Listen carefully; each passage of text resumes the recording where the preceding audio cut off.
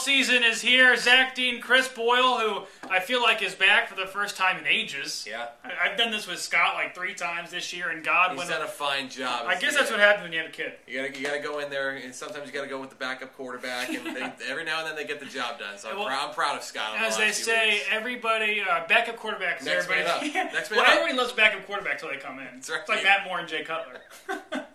Anyway, we have a huge Friday night of football. It's probably the biggest Friday of the year, I'd say. Obviously, the big game, FPC and Creek, also Matanzas and Mainland. 2 games that are essentially going to decide the district. You'll be at Matanzas Mainland. Yep. On paper, it looks like Mainland should win big again, but you never know with them this year. Yeah, I mean, Matanzas certainly knows that this is a golden opportunity for them. If they win this game, they essentially have the district wrapped up. Yeah. And Mainland knows this is their only way to get into the playoffs at this point. Right. You go 1-3 out of district. 3 obviously very good opponents they've lost to. They played maybe their best game of the season last week against Cocoa. Absolutely. Had a couple touchdowns taken back off the board, a bit of an odd situation after halftime, which you mentioned you've never really seen before. It's a weird game. So they played a very strong game, held a really good Cocoa offense to 199 yards of offense. I do think that they're certainly the favorites in this game, but I like the matchup for the defensive ends. I think this is going to be a really good test for Mainland's offensive line to face a pair of rushers in Jarrett Patton and Drew Bowens, who've combined for 11.5 sacks this year. And don't sleep on Matanzas' secondary, too. Yeah. You've got 2 guys in Corey Stewart and Brandon Gilliard who have combined for 9 interceptions on the back end. Yeah, last week, and that Mainland offensive line struggled at times last week. I believe Richard Kamara was sacked 5 or 6 times. It's been kind of a season-long issue, and it's a little bit of a surprise because of how much experience and talent Mainland has up front. Yeah. You are going Mainland?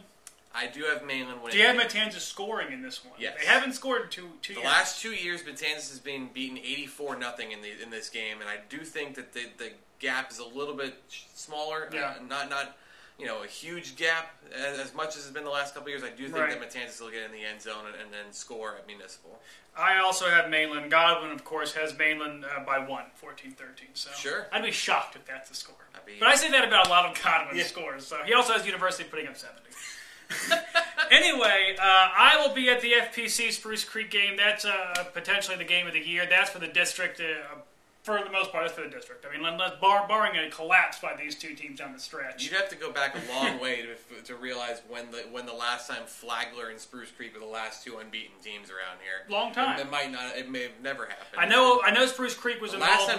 Last time Spruce Creek was undefeated was 1999. Yeah. They went 8-0 to start that year. Lost to an also undefeated New Smyrna team, I believe, the 9th to 10th game. So Spruce Creek's been there before, although I think Kyle Minkler was not even born then when that happened. So a lot of these players weren't, or most of them. So this is going to be a great game. Yeah, I think this is going to be a very fun game. I really want to see how Spruce Creek handles the speed of Flagler and vice versa. Yeah. And for the Bulldogs, I think the big thing is going to be discipline. They've got to limit the penalties. Yeah. They can't give Spruce Creek free yards. They can't take away their own explosiveness. I mean, you look at the kid like Ty Jenkins, who's essentially a touchdown machine. Yeah. Every time he touches it, he can go. Exactly. And for Spruce Creek, I think the balance of the offense is going to be a very big challenge for a good Flagler defense, one that takes the football away as well as any team around here. They have 13 interceptions this year as a unit. They're going to have to deal with Jaquez Lord, who's one of the leading rushers around here. Kyle Minkler's the leading passer around here. Hayden Flood's the leading receiver in this area. It is a lot of weapons to have to deal with. And they should have their 2 outside guys back after they missed the game 2 weeks ago against the Land. Maximus Campbell and Cameron Cole. Both of those guys should be ready to go. Yeah, how much credence do you put into the fact that FPC has played a much more difficult schedule? I mean, and some of that's not Creek's fault. They had Matanzas' schedule. Mm-hmm. They did try to schedule Treasure Coast. It didn't work out, so they have tried. But FPC 6-0, Spruce Creek 5-0, but Spruce Creek with wins over Atlantic, DeLand, Seabreeze, teams like that, Haines City. Do you think that they will be kind of shell-shocked getting into this game, playing an FPC team that is a noticeable step up? I mean, you have to think that they did play Seminole back in the Kickoff Classic. They scheduled Mainland back in the spring. They've seen good teams before. Sandalwood with the athleticism they've got. Obviously, both teams have beaten Sandalwood, a common opponent in between. I think that you're not going to really have as big of a difference. I think really both of these teams are seeing the best team they faced all year by a mile. Yeah. You look at Flagler, their key wins I would say are Matanzas and New Smyrna Beach, in addition to Sandalwood. Those three games are very comparable, I think, to what Spruce Creek had intended for at this point of the year. Of course, the weather took that game from Matanzas away from them, but I don't think it's going to be as big of a jump up as maybe it would be anticipated. So you're going FPC. I am the only one going to Spruce Creek. Why go with the away team? Playing a Spruce Creek team coming off a district championship, coming off, homecoming, everything. Why FPC? Well, I think it's been a strange year. First and foremost, I think you've seen a lot of upsets, and maybe more than we would anticipate. Would you consider that an upset? I would consider Flagler winning. Yes, I'd consider that an upset. And I think the biggest thing is the speed. The team speed of Flagler, I think, is going to be an interesting challenge. Maybe one that Spruce Creek isn't quite ready for, just for how fast they are on the defensive line, in the secondary, and at the running back receiver positions. They've got a lot of guys that can go. Yeah, I'm going with Spruce Creek, and I think I'm going with it because I look that the two defenses are very, very comparable. A lot of playmakers on both sides. But you look at the offense, I just think Spruce Creek's offense, and I've been consistent saying this all year, that I firmly believe this is the most explosive offense in the area. As far as mixing talent and experience, you have seniors and 3-year starters at a lot of these positions.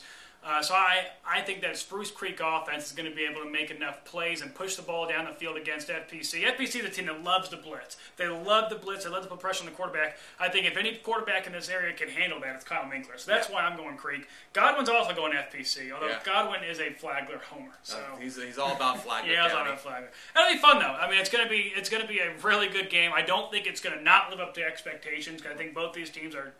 We've seen the war of words in the News Journal this week, so I think both teams are very well aware that a district championship is on the line. It's going to be on Spectrum too, 7:30. Exactly. We'll just run through a few of the other games. Yeah, go ahead. University has to bounce back. They go to Winter Springs. Man, what a heartbreaking loss for them. They were up 41-14 in the first half. You just need another touchdown, and a running clock is right there. It's right there, and they know it. And they know that they've got the next 3 games.